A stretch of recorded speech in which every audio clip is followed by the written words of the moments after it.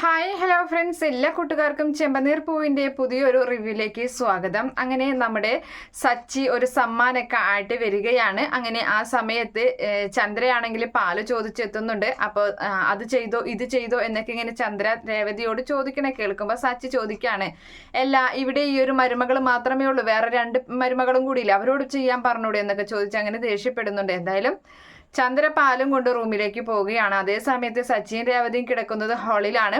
അപ്പോൾ അവൾക്ക് കൊണ്ടുവന്നിട്ടുള്ള ആ ഗിഫ്റ്റ്, അതായത് ഒരു മുല്ലപ്പൂവും അതുപോലെ തന്നെ ഒരു നമ്മുടെ ഇതുമാണ്, അലുവയുമാണ് കേട്ടോ കൊണ്ടുവന്നിട്ടുള്ളത്. അപ്പം മുല്ലപ്പൂ അവളെ തലയിൽ വെച്ച് തന്നെ കൊടുക്കുന്നുണ്ട്. അങ്ങനെ അലുവ അവളുടെ കയ്യിൽ കൊടുക്കുകയാണ്. ഈ അലുവ കഴിക്കാനായിട്ട് ഇവരിങ്ങനെ ചെറിയ രീതിയിൽ റൊമാൻസും കാര്യം. അപ്പം സച്ചിക്ക് രേവതിയോട് നല്ല രീതിയിൽ ഇഷ്ടമുണ്ട്. അപ്പം സച്ചിക്ക് നല്ല സ്നേഹമൊക്കെ തോന്നുന്ന സമയമാണ്. അപ്പോൾ ഇവരുടെ ഒരു റൊമാൻസും അവിടെ നടക്കുന്നില്ല. കാരണം ഓരോരുത്തരായി ഹാളിലേക്ക് വരുന്നുണ്ട്. റൂമിൽ നിന്നിട്ട് വർഷ വരുന്നുണ്ട്. അതിൻ്റെ ഇടയിൽ ചിക്കൻ ബിരിയാണി ഓർഡർ ചെയ്തിട്ട് അവൾ അത് വരുത്തിച്ച്, അവൾക്ക് വിശക്കണമെന്ന് പറഞ്ഞിട്ട് അത് വരുത്തിച്ച് അവൾ അത് കഴിക്കാനിരിക്കുകയാണ്. അതേ സമയത്ത് അവിടേക്ക് പിന്നീട് വരുന്നത് ചന്ദ്രയാണ്. അപ്പോഴും ഇവരുടെ റൊമാൻസ് അവിടെ നടക്കുന്നില്ല. സച്ചിക്കാണെങ്കിൽ ദേഷ്യവും വരുന്നുണ്ട് ഓരോരുത്തർ വരുന്നത് കാണുമ്പോൾ. അങ്ങനെ ചന്ദ്രയാണെങ്കിൽ നമ്മുടെ വർഷയുടെ ഒപ്പം ഇരുന്നിട്ട് ആ ബിരിയാണി വേണോ ആൻറ്റി എന്ന് ചോദിച്ചിട്ട് അവൾ വിളമ്പി കൊടുക്കുന്നുണ്ട്. അങ്ങനെ ആ സമയത്താണ് ആ ഒരു ബിരിയാണി കഴിക്കുന്നത്. എല്ലാവരും കിടന്നതിനൊക്കെ ശേഷമാണ് കഴിക്കുന്നത്. അങ്ങനെ അത് കഴിച്ച് ചന്ദ്രയും വർഷയും അവിടെ നിന്നും പോകുന്നുണ്ട്. അതേ സമയത്ത് അടുത്തതായി ഇവർ ഈ അലുവ കഴിക്കാൻ എടുക്കുന്ന സമയത്ത് ഞാൻ പാത്രം എടുത്തിട്ട് വരാമെന്ന് പറഞ്ഞ് രേവതി ആ അലുവ ടിന് ആ ടേബിളിൽ വെച്ചിട്ട് പാത്രം എടുക്കാൻ അടുക്കളയിലേക്ക് പോകുമ്പോഴാണ് ശ്രുതി വെള്ളം കുടിക്കാനായിട്ട് വരുന്നത്.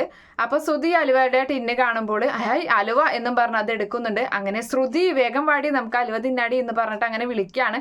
അപ്പോൾ ശ്രുതിയും ആസ്വദിച്ച് തന്നെ അത് ആര് വാങ്ങിയതാണ് ആർക്ക് വാങ്ങിയതാണ് എന്നൊന്നും നോക്കാതെ അവർ രണ്ടുപേരും ആസ്വദിച്ച് അത് കഴിക്കുകയാണ്. അത് സച്ചിൻ രേവതി നോക്കി നിൽക്കുന്നുണ്ട്.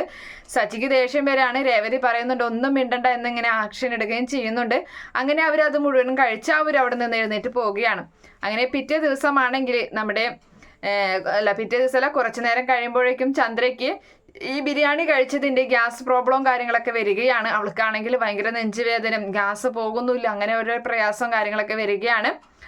അതിനുശേഷം കാണിക്കുന്നത് നമ്മുടെ വർഷയുടെ അച്ഛനെയും അമ്മയാണ്. വർഷയുടെ അച്ഛനും അമ്മയും വേറൊന്നുമല്ല, താലികോർക്കൽ ചടങ്ങ് എന്ന് പറയുന്നൊരു ചടങ്ങ് രണ്ടാമത് നടത്താനായിട്ട് പോവുകയാണ്. അപ്പം അത് ചന്ദ്രയോട് അഭിപ്രായമൊക്കെ ചോദിക്കുന്നുണ്ട്. അതിനുശേഷം വർഷയുടെ അമ്മ അച്ഛനോട് പറയുന്നുണ്ട്, അതെ ഇത് എൻ്റെ ഒരു സൂത്രം മാത്രമാണ്. കാരണം ഈ സച്ചി എന്ന് പറയുന്നവനുണ്ടല്ലോ, അവനെയും ഈ ഒരു പരിപാടിക്ക് വിളിക്കണം. വിളിച്ചതിന് ശേഷം അവനെന്തായാലും ഞാനൊരു മനസ്സിലൊരു പ്ലാൻ കണ്ടിട്ടുണ്ട്. അവനെ അവിടെ എന്തെങ്കിലും പ്രശ്നമുണ്ടാക്കിയിട്ട് ഈ ശ്രീകാന്തിനെ നമുക്ക് നമ്മുടെ സ്വന്തം മകനായി തന്നെ കിട്ടണം. ആ വീട്ടിൽ നിന്ന് ശ്രീകാന്തിനെ അടർത്തിയെടുത്ത് മാറ്റി നമ്മുടെ വീട്ടിൽ അവരെ മകളെയും മരുമകനെയും ഒന്നിപ്പിച്ച് താമസിപ്പിക്കണം എന്നൊക്കെയാണ് അവരുടെ തീരുമാനം. അതിന് വേണ്ടിയിട്ടാണ് ഇപ്പോൾ ഒരു കോർക്കൽ ചടങ്ങ് എന്നൊക്കെ പറഞ്ഞ ഓരോ ചടങ്ങുകൾ ഉണ്ടാക്കുന്നത്. എന്തായാലും നമ്മുടെ ചന്ദ്ര അതിൽ വീഴുന്നുണ്ട്. ചന്ദ്ര എല്ലാവരോടും സംസാരിച്ച് അതിന് എല്ലാവരുടെയും സമ്മതമൊക്കെ വാങ്ങി അത് റെഡിയാക്കുക ചെയ്യുന്നുണ്ട് കേട്ടോ. ഇതേ സമയത്ത് നമ്മുടെ ചന്ദ്രയുടെ ഗ്യാസൊക്കെ കയറി നെഞ്ചിൽ ഭയങ്കര പ്രയാസവും കാര്യങ്ങളുണ്ട്. അപ്പം ചന്ദ്രയുടെ കൂട്ടുകാരി ഭാമയുണ്ടല്ലോ, അവർ വന്നിട്ട് അവളുടെ പുറത്തൊക്കെ കുറേ നേരം ഇടിക്കുന്നൊക്കെയുണ്ട്. എന്നിട്ടും ഗ്യാസ് ഒന്നും പോകുന്നില്ല. ആ സമയത്താണെങ്കിൽ പിന്നെ രേവതിയോട് ഇടിക്കാൻ പറയാണ്. അപ്പോൾ രേവതി പറയുന്നുണ്ട്, ഇല്ല അയ്യോ ഞാൻ ഇടിക്കില്ല എന്ന് പറയുമ്പോൾ നമ്മുടെ ശ്രുതിയോടും പറയുന്നുണ്ട്. ശ്രുതിയും പറയുന്നത് അയ്യോ എനിക്കറിയില്ല അങ്ങനെയൊന്നും ചെയ്യാനായിട്ടെന്ന്. അപ്പോൾ നമ്മുടെ വർഷ പറയാണ്, ഇടിക്കണം അത്രയല്ലേ ഉള്ളൂ, ഞാൻ ഇപ്പം ശരിയാക്കി തരാമെന്ന് പറഞ്ഞിട്ട് ആ കൈയൊക്കെ അങ്ങോട്ട് കയറ്റി വെച്ചിട്ട് അങ്ങോട്ട് ഇടിക്കാൻ വരികയാണ്. അപ്പോൾ വേഗം തന്നെ ശ്രീകാന്ത് വർഷയെ പിടിച്ചു നിർത്തുന്നുണ്ട്. നീ എങ്ങോട്ടാ പോകുന്നത്? ആൻറ്റി ഇടിക്കാനായിട്ട്. അപ്പോൾ വേണ്ട, നീ ഇടിക്കണ്ട, നീ ഇപ്പോൾ ബിരിയാണി കൊടുത്തതാണ് ഇപ്പോൾ ഈ പ്രശ്നമായിട്ടുള്ളത്, ഇനി നീ ഇടിച്ച് നീ പ്രശ്നം ഉണ്ടാക്കണ്ട എന്ന് പറഞ്ഞ് വർഷയെ തടയുന്നുണ്ട്. അപ്പോൾ ആ സമയത്ത് സച്ചി എല്ലാവരും ഇങ്ങനെ ആകെ വിഷമത്തിലാണ്. ഡോക്ടറെ അടുത്ത് പോകാൻ പറയുമ്പം അത് സമ്മതിക്കുന്നില്ല. ചന്ദ്ര കുറച്ചു നേരം കഴിയുമ്പോൾ മാറുമെന്ന് പറയുന്നു. ജീരകം വെള്ളം അതുപോലെ തന്നെ സോഡയും ഒക്കെ കൊടുത്തു നോക്കുന്നുണ്ട്, ഒന്നും റെഡി ആകുന്നില്ല. അപ്പോൾ നമ്മുടെ സച്ചിക്ക് ഒരു ഐഡിയ തോന്നുകയാണ്. സച്ചി പറയുന്നുണ്ട്, അതെ ഞാനൊരു കാര്യം പറയട്ടെ, ഈ ഗ്യാസ് പോകണമെങ്കിൽ ഒരേ ഒരു മാർഗമുള്ളൂ. ഒലക്കുണ്ടല്ലോ, ഒലക്ക എടുത്തിട്ട് പുറത്ത് 4 ഇടിച്ചാൽ മതി, അച്ഛമ്മ പറഞ്ഞു തന്നിട്ടുള്ളതാണെന്ന് പറയുമ്പോൾ ഒലക്കയോ എന്നും ചോദിച്ചിട്ട് ദേഷ്യത്തോടു കൂടിയും അതുപോലെ ഒരു പേടിച്ചൊരു ഭാഗത്തോടു കൂടിയും ചന്ദ്ര ചാടി എഴുന്നേൽക്കാണ്.